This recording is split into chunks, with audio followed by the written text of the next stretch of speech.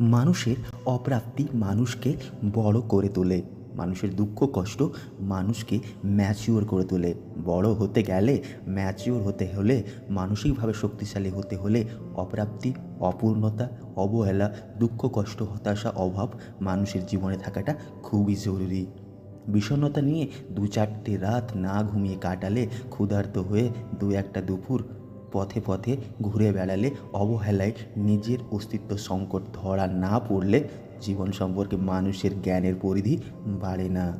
বড় হও, ম্যাচিওর হওয়া, মানসিকভাবে দৃঢ় ও শক্তিশালী হওয়া এতটা সহজ নয়। আমি চাই প্রত্যেকেই জিতুক, জীবনে এগিয়ে যাক, মন খুলে বাঁচুক।